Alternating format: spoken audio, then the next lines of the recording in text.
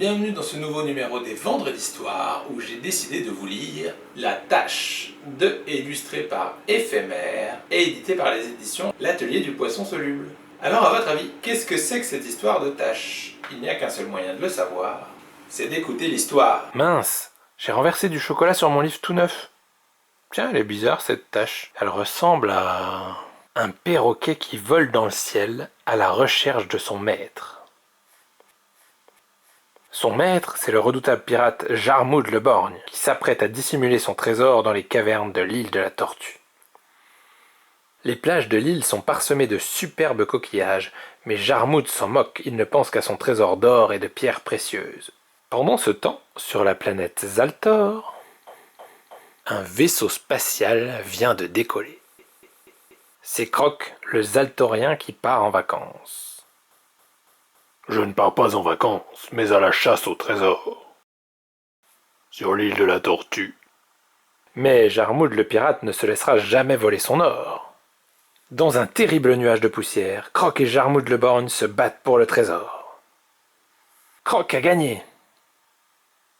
Et il repart avec son trésor. Quel magnifique coquillage pour ma collection. Cette chasse était vraiment exceptionnelle. Le soleil se couche sur l'île de la Tortue. Et dans le ciel flotte un étrange nuage. On dirait une tache de chocolat. Fin. Alors ça vous a plu? Vous avez vu, avec la tâche de chocolat du début, on a pu imaginer toute une histoire, puisqu'à chaque page, elle prenait une allure différente. Elle pouvait représenter des personnages, des lieux, des coquillages, etc. en y changeant simplement quelques petits détails pour y voir ce dont on avait besoin pour l'histoire. Le fait de voir ou d'imaginer des choses dans ce que l'on voit, comme par exemple quand on regarde les nuages et qu'on se dit « Ah tiens, celui-là, on dirait un lapin » ou « il ressemble à un dragon », etc.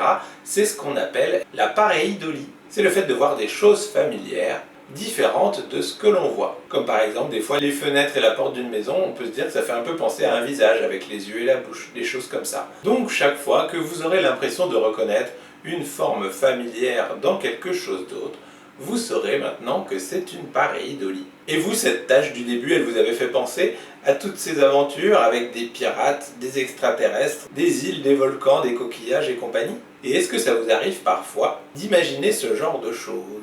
En tout cas voilà, sur ces bonnes paroles, il ne me reste plus qu'à vous souhaiter une excellente journée, un excellent week-end, et je vous dis à la semaine prochaine pour une nouvelle Vendredi d'Histoire. Salut!